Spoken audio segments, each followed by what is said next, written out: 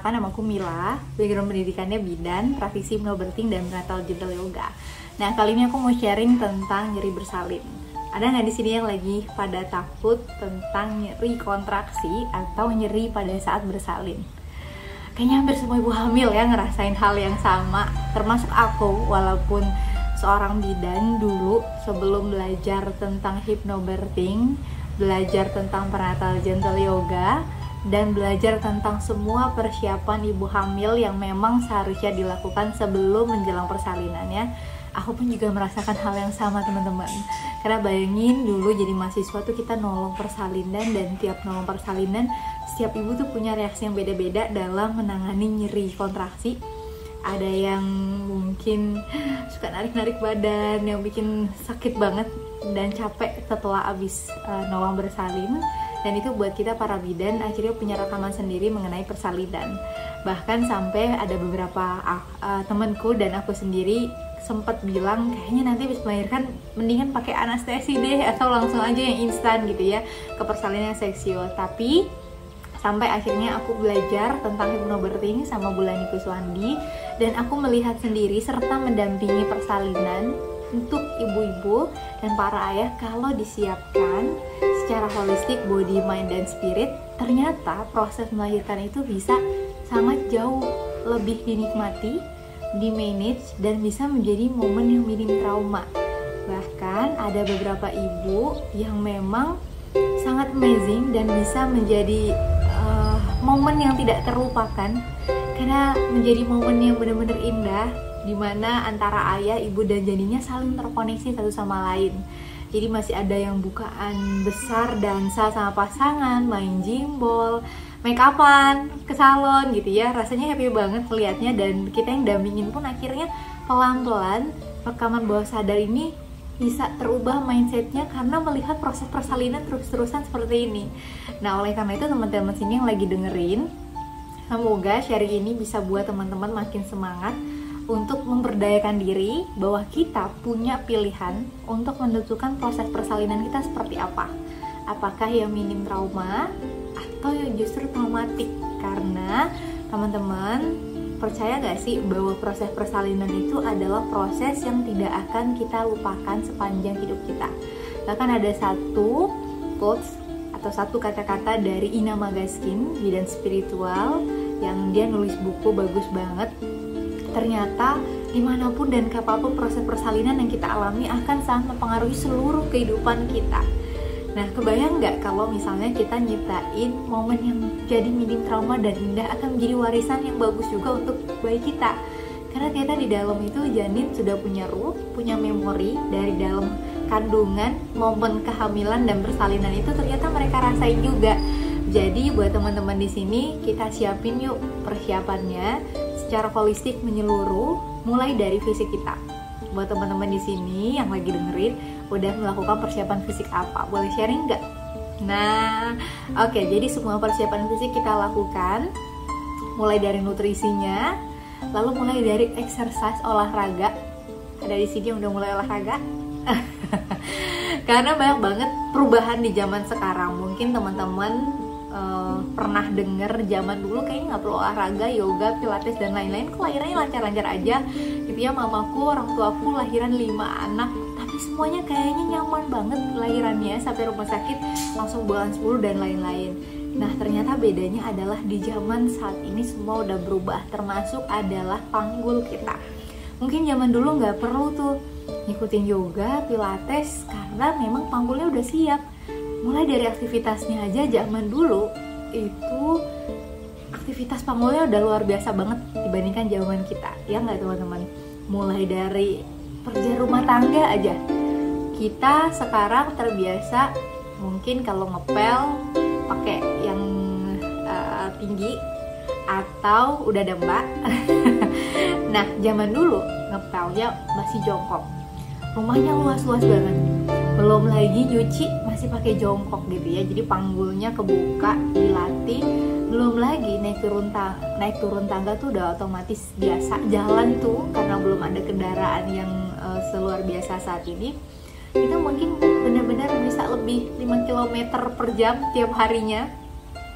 Dan bahkan ada mungkin yang zaman dulu itu saat kontraksi masih nyangkul di sawah. Nah bayangin nggak, panggulnya tuh udah siap dan bahkan exercise-nya udah melebihi exercise kita dalam sehari-hari mereka.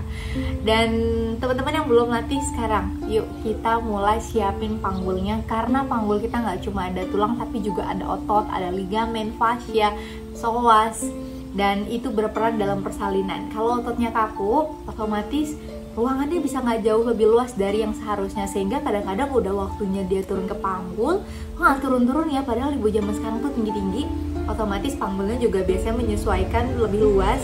Tapi kenapa banyak kasus yang bayinya sulit untuk masuk panggul? Nah bisa jadi panggulnya mungkin nggak siap, ototnya kaku, psoasnya kaku, sehingga panggulnya bisa lebih sempit gitu. Jadi teman-teman yuk sekarang mulai latihan dari sedini mungkin. Kalau ibu nggak ada keluhan flag, kontraksi, riwayat keguguran, konsultasikan ke provider. Kalau semuanya oke, langsung olahraga tiap hari, itu sangat bagus. Yang kedua, latihan nafas.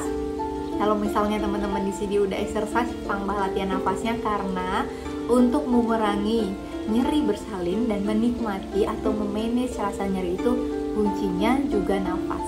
Kebayangkan ketika teman-teman merasakan sesuatu yang gak nyaman di emosi, lalu di sensasi misalnya nyeri, yang paling mudah tuh nafas. Misalnya kita udah kebelet banget buang air besar gitu ya, karena aku umpamakan ini seperti kontraksi, kita gak boleh buang air besar misalnya karena macet. Abis itu kita udah mules banget, kira-kira emosi teman-teman gimana?